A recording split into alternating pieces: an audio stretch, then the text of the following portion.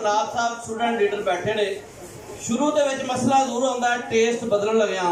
जिस तरह तुहां देखिया उलमाए कराम पहला राग ला के तकरीर करते सन, हुण राग खत्म हो गए ने या किधरे किधरे है भी ने, हुण थोड़ा जिहा तकरीर का ट्रेंड बदल गया। अज साहब बैठे ने बिल्कुल राग नहीं लाते, इन्होंने सियालकोट के सुनिया जा रहा है, सैंसरी के सुनिया जा रहा है, अज बैठे ने। ते बहरहाल पंजाब के वाल जो असीं गल करांगे, पहली गल पंजाब की तारीख नूं समझो। जनाब फैसल साहब बैठे ने सांगला हिल तो, साडे सामने शेखपुरे की धरती, रोजनामा नवाए वक्त के लीडर का ताल्लुक भी सांगला हिल दे नाल सी ते उस इलाके तो बहुत बड़ी शख्सियत ने, पंजाबी लिए काम कर रहे हैं, मौजूद ने, इन्हां लई बहुत ताल्लुक। मैं इब्ने बतूता का अक्सर हवाला देना इस वास्ते देना वा कि उन्हें पंजाब लफ्ज वरत्या सी। 1304 तो लैके 1368 तक का जमाना है, लेकिन ये कुछ पंजाब दियां पुरानियां चीज़ां जिन्हां सानूं समझना होएगा कि पंजाब सिर्फ 5 दरियावां की धरती नहीं, ये 7 दरियावां की धरती है।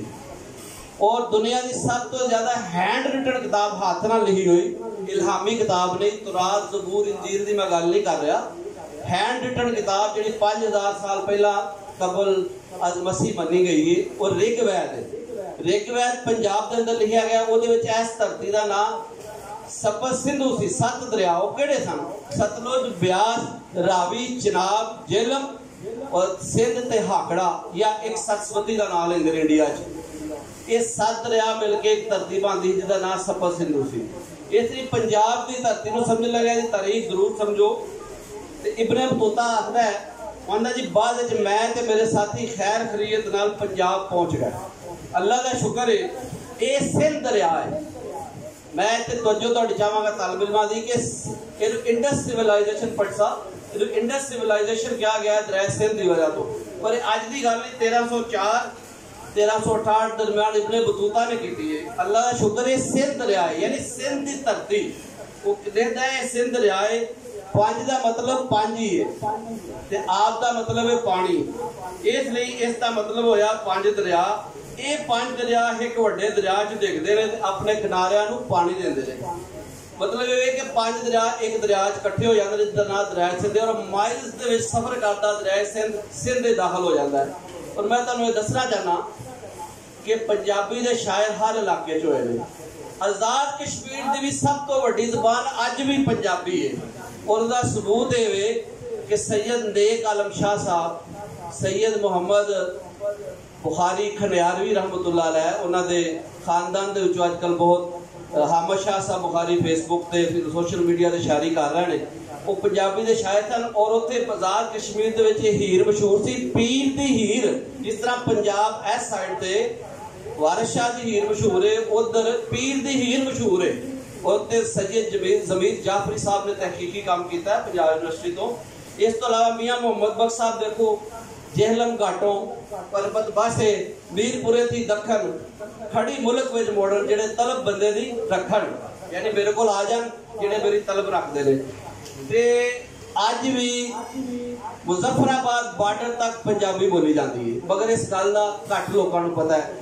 अज के इस प्रोग्राम का मकसद यह है कि तुसीं जिहड़ा स्नेहा दिता जाए, इहनूं दिमाग के अंदर पुख्ता करके जाओ कि पंजाबी कित्थे कित्थे बोली जाती है। तो वारिस शाह की आंदे ने, मियाँ मोहम्मद बख्श साहब की कह रहे हैं। हुण तुहानूं मैं सिंध के मुतलक दसना चाहना कि अद्धे तो ज्यादा सिंध अज भी पंजाबी बोलता है। सच्चल सरमस्त एक वड्डा नाम है, शाह अब्दुल लतीफ बटाई एक वड्डा नाम है। मैं तुहानूं दसना चाहना कि दोवां दा पंजाबी दीवान मौजूद है, और खैरपुर यूनिवर्सिटी तो बाकायदा कलाम छप चुके हैं। मैं अपनी किताब राह मदीना जो हवाला दे चुके हैं, विद रेफरेंस फोटो कापी मौजूद है। और अज भी वो कलाम इंज छप रहा, उत्ते लिखा होता है सच्चल जू पंजाबी कलाम, यानी सच्चल दा पंजाबी कलाम। ते मकसद कहता है कि तुहानूं सारियां गल्लां दस्सण दा मकसद ये है कि थोड़े जिहे टाइम दे विच जिहड़ा वेला सी कढिया, बहुत इतवार का दिन बड़ा मसरूफियत वाला हुंदा है, लेकिन तुसीं कामयाब हो कि तुसीं इकट्ठे हो गए हो। ते इस कट का मकसद ये नहीं कि बस इत्थों असीं टुर गए ते खत्म नहीं, तुसीं सोशल मीडिया ते काम करो, आम बंदियां च काम करो, आगाही दिओ कि पंजाब ते पंजाबी की है ते पाकिस्तान की है। जेड़ा मैं तुहानूं बार बार कह रहा ना, पंजाब मीन्स पाकिस्तान, इस गल नूं समझण दी लोड़ है।